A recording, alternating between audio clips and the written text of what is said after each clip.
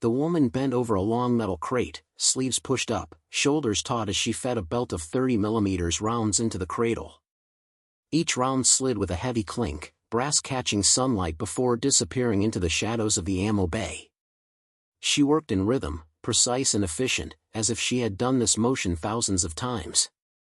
And maybe she had. Nothing in her posture suggested effort, it was muscle memory, almost like a quiet dance between her and the machine. Her jacket had been shrugged off, tossed casually over the side of the cart. Heat shimmered from the tarmac, and her thin olive-drab tee clung to her frame. As she leaned forward, the fabric shifted, and something caught the light. Eli Mercer, Chief Warrant Officer, front seat pilot of Ghost 2, paused mid-step, one boot planted on the cockpit ladder. His visor was up, helmet cradled in his arm, and sweat streaked the side of his face. But none of that registered. His eyes locked on the image inked on her back, just beneath the shoulder blade, a lion's head. Not stylized. Not playful. Etched in fine lines, precise and deliberate. The mane was a swirl of fire, the eyes forward, alive with a predatory stillness. It wasn't the kind of tattoo you got on a dare or after a drunken shore leave. This one was deliberate. It carried weight. Eli's throat tightened. He had heard the stories. They all had. The lion. A mark whispered about in late-night briefings, in dusty chow tents when the younger ones leaned in close, eager for myths. A mark that meant no equal. Not given, not chosen, but earned, etched into skin by a rite of survival. You didn't see many. Some swore it didn't exist at all, just campfire fiction meant to stiffen spines. But here it was. The woman straightened, feeding the last of the belt home with a sharp metallic click. She wiped her palms on a rag and turned slightly. Her hair was tied back tight, a few strands loose and catching in the sun. Her face was calm, composed, the kind that had seen enough not to waste energy on chatter. He read the name tape on her breast pocket, Cole. No rank on the collar. Just a contractor's badge clipped to her cargo pocket. "Ma'am?" Eli's voice cracked, unplanned. She looked up, eyes hazel and steady, meeting his without flinch. "Yes?" He shifted the helmet in his grip. "That tattoo," he nodded toward it, the word catching in his throat. "I thought those only existed in war stories." A small pause. The faintest curve touched her lips, not amusement, not mockery, just recognition. Stories need someone to start them. Before Eli could find words, a voice floated down from the ladder above. His backseater, Warrant Officer Kincaid, leaned halfway out of the cockpit, visor tipped up. "Everything good down there?" Eli didn't answer. He couldn't. His eyes stayed on the lion ink, and something about it pulled at a memory, dust, smoke, a voice over the net years ago when everything had almost gone black. He shook it off. Cole returned to her work, hands moving with quiet confidence, but Eli couldn't unsee what he had seen. Kincaid called again, impatience seeping through the heat. "Mercer?" Eli blinked, tore his eyes away, and muttered back, "Yeah. All good." He climbed the last step, slid into his seat, and pulled his visor down. But his heart wasn't steady. Not anymore. As the turbines spooled and the rotors began their heavy, chopping growl, Eli's mind replayed the moment again and again. That tattoo was no coincidence. No idle ink. And as sunlight spread across the ramp, merciless and bright, he knew with an unshakable certainty, today had just stopped being ordinary. The sun held steady overhead, a brutal overseer that made the whole base shimmer. Heat waves rolled across the tarmac in slow undulations, turning trucks into ghosts and the long line of Apaches into slumbering reptiles, crouched and waiting. The sound of cicadas drifted from the scrub outside the wire, so constant it felt like part of the machinery of the day. Cole worked as if none of it touched her. Sweat clung to everyone else, dripping down brows, soaking into flight suits. But she moved like the air was cool, like the furnace pressing down from above didn't exist. Her hands, brown with oil and smudged with dust, slid over the ammo feeds with mechanical precision. No wasted effort. No show of strain. Eli lingered close, though there was no real reason to. His checklist was complete. His helmet sat ready. Kincaid, already strapped in above, hummed a tune through the open comms, some half-forgotten country ballad distorted by radio static. Still, Eli found himself pausing, boots planted on the warm concrete, watching her work. He told himself it was coincidence. But his eyes kept sliding back to the lion tattoo when her shirt shifted. She broke the silence first. "Your crew chief's in the shade tent." Sergeant Tasso made him drink 2 liters. "He'll live." Her voice carried a dry humor, the kind that wrapped itself around truth without softening it. Eli blinked. He was pushing through the heat. "Stubborn as mules, those types," she replied without looking up. "Convinced their body can outvote physics. Never works." She tugged a latch, checked the headspace with deft fingers, snapped it closed. It was all muscle memory. Kincaid leaned out from the cockpit above, his grin audible in his voice. "She keeping you busy, Mercer? Or just hypnotizing you with all that ammo belt zen?" Cole glanced up briefly, the faintest flicker of a smile. "Convoy overwatch today?" "Yeah," Kincaid answered, tilting his head skyward. "If we're lucky, nothing happens.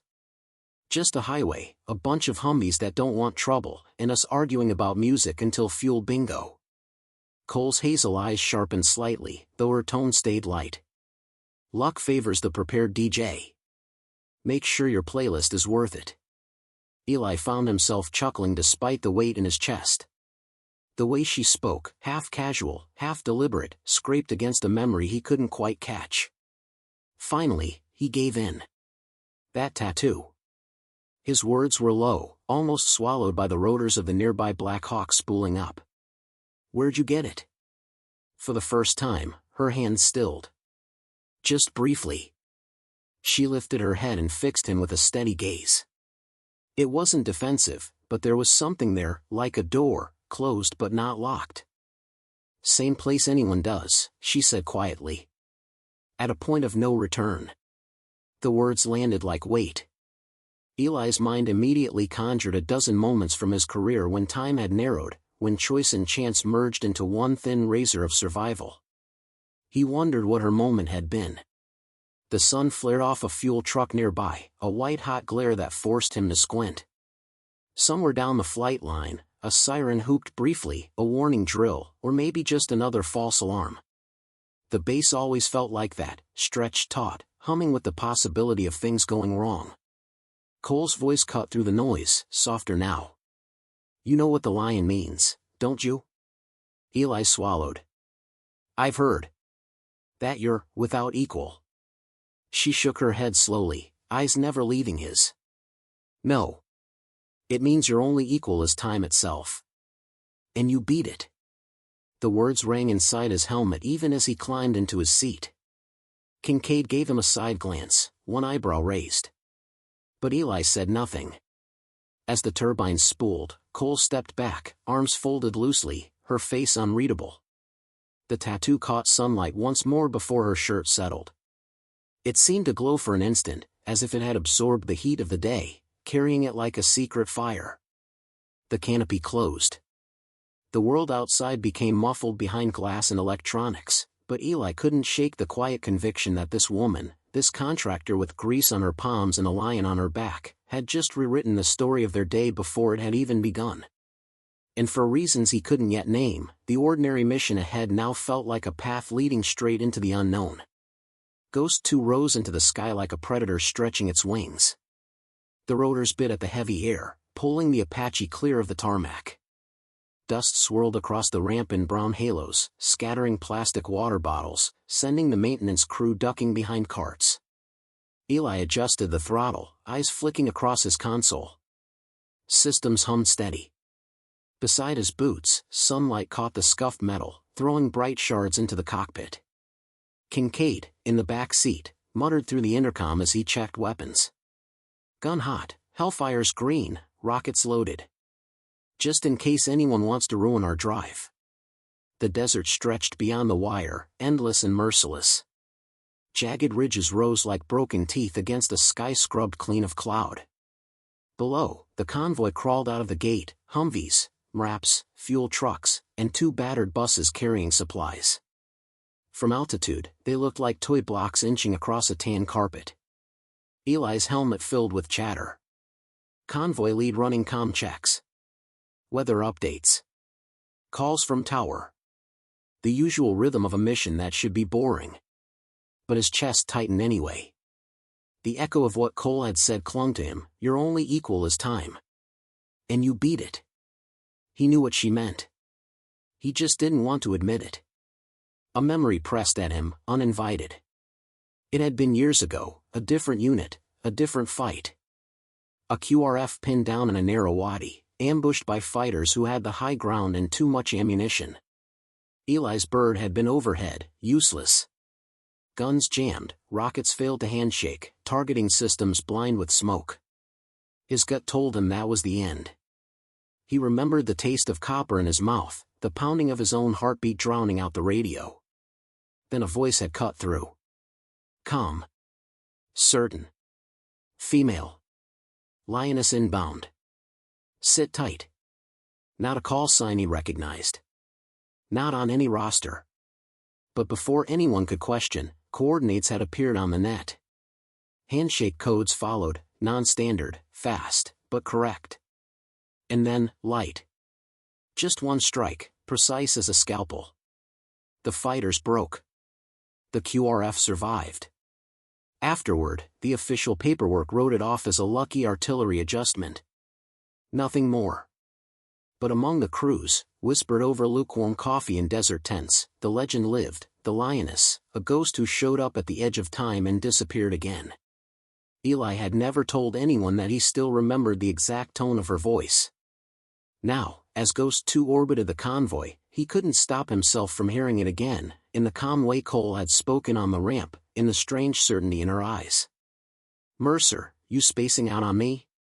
Kincaid's voice jolted him back. Negative, Eli muttered. He checked his sensors, scanning the ridges. The convoy rolled steady. Dust plumes stretched behind each truck, curling skyward in white ribbons. On the horizon, the heat shimmer blurred everything into a watercolor haze. For a while, it was routine. He kept his orbit wide, watching shadows creep across the sand. The sun was merciless, hanging high in white, turning every surface into a mirror. Then, something. A flicker near the solar farm that sprawled along the ridge. Glare caught his optics, blinding his sensors. He adjusted the filters, cursed under his breath. Too much shine, Kincaid grumbled. Feels like the desert's trying to fry our eyes out. Eli forced the gain down, shifted angles. Still glare. Like the land itself wanted to hide something. And in that moment, Cole's words floated back, luck favors the prepared DJ. He smirked despite himself. He toggled a manual setting, just like she'd hinted on the ramp. The picture sharpened.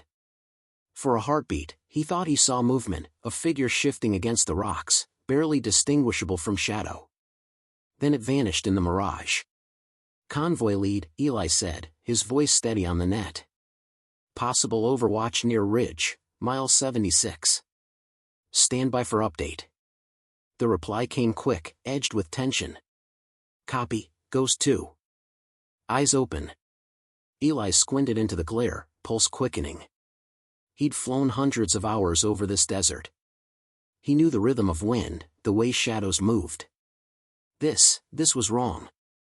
He thought again of the lion on Cole's back, glinting in the sun. Thought of that old voice over the net. The desert, he realized, was good at hiding secrets. And today, under the clean, merciless sky, it felt like one of those secrets was stirring awake. At first, it was nothing more than dust. A faint plume curling where no convoy track should be. Eli narrowed his eyes, tilted the optics, and saw the shimmer of movement along a ridge line. At this distance, it could have been shepherds or goats, but his gut said otherwise. Convoy lead, Ghost 2, he radioed, voice level. Possible movement north of mile 78. Stand by. The reply came quick, nerves audible, copy, Ghost 2. We'll tighten formation. Beside Eli, the Apache's cockpit hummed. The displays flickered with heat distortion. Kincaid cursed softly from the back seat. This glare is murder. Feels like the whole ridge is made of mirrors. Eli tried every filter setting. Solar panels from the farm below reflected sunlight straight into the optics, scattering white static across the screen. He could almost feel unseen eyes on them. The convoy stretched below, long and vulnerable, crawling forward like a string of ants under a magnifying glass. And then, voices. Not on the secure net, not where they should be. A cut-in, quiet but unmistakable, slipping across the frequency. Ghost 2, this is Sable Ramp. Shunt your filter to manual. Dial down saturation. Use the solar panels as calibration before shifting to ridge. Cole's voice. Calm. Measured. As if she'd been sitting in the cockpit all along. Kincaid straightened, shock clear even through the intercom. Who the hell is that? That's not on our net. Eli's hand hovered over the transmit key. Contractors weren't supposed to be here. They didn't have authority to talk on combat channels. But something in her tone, steady, deliberate, like a hand on his shoulder, made him obey without thinking. He twisted the settings, adjusted gain. The glare melted. Shadows sharpened into shapes. Figures lay prone on the ridge, rifles glinting.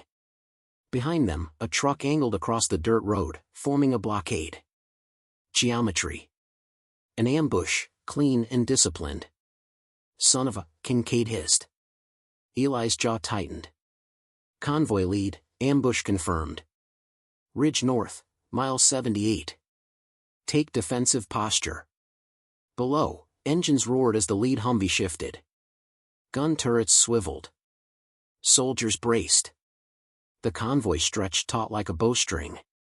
Maintenance doesn't talk on net, Eli muttered. King is Mike, who are you? Cole's voice answered dryly, cutting through the desert heat like cool water. Maintenance who doesn't like funerals. Recommend you show teeth before they think you're sightseeing. Eli almost laughed, despite the pounding in his chest. That voice, it was the same cadence from years ago, when the Lioness had spoken over a failing net in the middle of a wadi. Calm, amused, utterly unshaken. He shoved the cyclic forward, the Apache banking low. The chain gun swiveled, its shadow stretching long across the sand. The enemy shapes on the ridge froze. A launch tube shifted, then hesitated. Dust hung in the air like breath before a scream. Cole again, quieter this time. You've got a 5-second window. If you need a hand, say Lion. The cockpit went silent. Kincaid's breath rasped through the comms. Eli's knuckles whitened on the controls. To say it would mean crossing a line, acknowledging what he suspected. That she was no ordinary contractor. That the Lioness was a myth. He didn't say it. He couldn't. Not yet. Instead, he fired a burst, rounds bracketing the ridge. Dust erupted in controlled arcs. Warning fire. The figures flinched, ducked. For a heartbeat, hesitation spread through them like doubt. But the desert didn't stay merciful for long. One fighter hefted a launch tube again, angling for the convoy. Left 3, high. Kincaid barked. Eli swung the gun and squeezed. Rock splintered. The launch tube vanished in sparks and sand. The ridge lit with muzzle flashes as the ambush unfolded. Convoy lead shouted over the net, contact, contact. Taking fire. Engines roared, gunners opened up. The highway filled with noise, smoke, chaos. And over it all, Cole's voice remained steady, like a compass. You've got more shooters tucked behind the signpost. Wait for the sun to angle, now. Eli obeyed. His rounds chewed the ridge, scattering fighters who thought the glare had hidden them. The convoy began to surge forward, trucks pressing through the kill zone. For a fleeting instant, Eli wondered if the ambushers knew what they were facing. That the sun, the same sun that gave them cover, was about to betray them. Because the sun makes shadows honest. And with Cole's voice guiding him, he could see everything. The ridge erupted. Muzzle flashes stuttered like camera shutters in the noon glare, heat mirages rippling above them. The desert, once silent, became a storm of noise, the crack of rifles, the deep thump of RPGs leaving their tubes, the metallic chatter of convoy gunners returning fire. Eli's helmet filled with chaos. Contact left. Convoy pinned, someone shouted. Another voice overlapped, truck down, driver hit, need suppression. Radios layered over one another until it was almost impossible to parse words from panic. Focus, Kincaid growled in Eli's ear. Gun hot. Range 600. Eli squeezed the trigger. The Apache's chain gun roared, spitting 30mm rounds that chewed into the ridge. Dust and rock sprayed skyward, fighters scattering for cover. But there were too many, more shadows shifting behind the rocks, more weapons rising to aim at the convoy below. Hellfires? Eli asked, already toggling to the panel. Trying, Kincaid snapped. Seeker keeps bouncing from the solar glare. It's blind as a bat. As if to punctuate the words, a rocket streaked from the ridge, slamming into the road just short of a fuel truck. The explosion sent a geyser of sand and asphalt into the air. The convoy swerved, tires squealing, men shouting. Convoy lead, Ghost 2, stay tight, stay moving. Eli barked, though his heart hammered. Cole's voice cut in again, steady, unnervingly calm. There's a road sign ahead, fresh paint, bright reflective. Use it. Slide 3 o'clock, angle low. The sun will blind their optics for 2 seconds when you fire. Kincaid hesitated. Who is this woman? Eli didn't answer. His gut told him she was right. He nudged the cyclic, bringing the bird around. The road sign flashed like a mirror in the noon sun. For a heartbeat, the ridge fighters froze, their scopes flaring white with reflected light. Now, Cole said. Eli fired. The burst walked across the ridge, shredding rock and dirt, scattering the fighters into full retreat. 2 launch tubes dropped, abandoned. The convoy roared forward, gunners unleashing suppressive fire that stitched the ridgeline. But the fight wasn't finished. Another cluster of ambushers opened up farther down the slope, disciplined and relentless. Eli's optics caught them fanning out, using the terrain with professional precision. We can't clear them all like this, Kincaid muttered. We need ordnance. Cole's voice again, just 2 degrees east. There's a shallow basin behind them. 1 shot into that dirt will do more than 5 into the rock. Eli exhaled. His hands moved without hesitation. He aimed not at the fighters but at the ground behind, squeezed the trigger. The 30mm rounds slammed into the basin wall. Sand and debris cascaded forward in an avalanche, burying fighters in a choking storm of their own cover. The convoy surged past the kill zone, engines howling, turrets still barking fire. Static crackled, then Cole's voice returned, quieter this time, almost like a challenge. Lion? The cockpit went still. Eli's throat tightened. He knew what she was asking. He had resisted earlier. Saying it meant admitting what she was, admitting that she was the same ghost from his past, the voice that had saved him once before. Kincaid whispered, say it, man. You know who she is. The desert rang with gunfire, smoke curling from burning tires, sunlight glaring from every shard of broken glass. Time itself seemed to hold its breath. Eli closed his eyes for the briefest moment. And then he spoke. Lion. For the first time, Cole laughed, not mocking, but certain. Copy. The word carried weight, like a door unlocking. Her next instructions came sharp and surgical. She directed them not just where to shoot, but when to wait, when to let the sun itself become a weapon, when to use shadow as cover. Every call shaved danger away, peeling back the ambush layer by layer until the attackers scattered, their discipline broken, their courage unraveling under the relentless precision of fire guided by a voice they couldn't see. In less than 3 minutes, the ridge fell silent. The convoy pushed through, battered but intact. Engines roared defiance. Dust trailed behind them like victory banners. Eli's chest heaved as the last echoes of gunfire died. His finger eased off the trigger. He glanced down at the base far behind, where he knew Cole was still standing among ammo crates, headset in hand, eyes probably calm and unreadable. For the first time in years, he felt the weight of a story he had once dismissed as myth pressing into the present.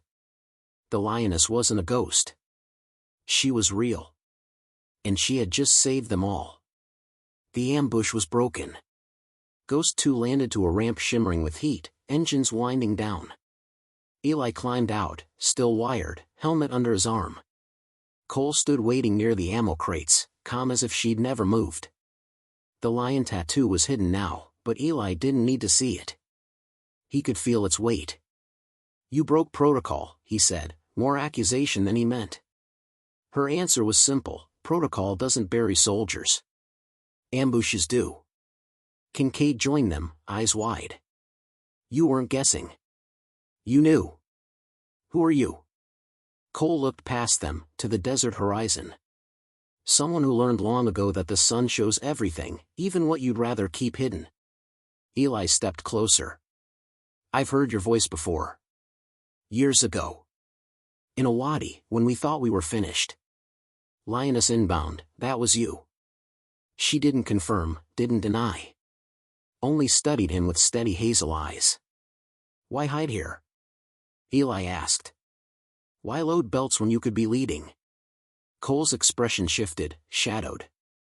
"Because legends are distractions. Soldiers don't need myths. They need work. Real work that saves lives." And with that, she turned away, back to her crates, as if the firefight had never happened. Eli stood frozen. The Lioness wasn't a ghost. She was real, choosing grease, sweat, and silence over glory. The days after passed sunny and ordinary. Convoys rolled. Birds flew. Crews whispered about the ambush that failed, some swearing Ghost 2 had angels on board. Eli found Cole again by the crates, same faded tee, same quiet eyes. "You could lead," he told her. "I already did," she said. "Once. Enough to earn this." She tapped her shoulder where the lion ink hid beneath fabric. "Now I just do what's needed." He wanted to argue, but stopped. He understood. Greatness wasn't medals or command.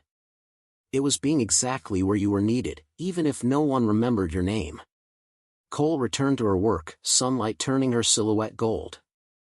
For a moment she looked less like a contractor and more like part of the desert itself, steady, eternal, unflinching. And Eli realized the lion wasn't a mark of glory at all. It was a reminder, of time beaten, of fear mastered, of lives saved when the sun forced every shadow into truth. The story ended not with applause, but with silence, bright, merciless, alive.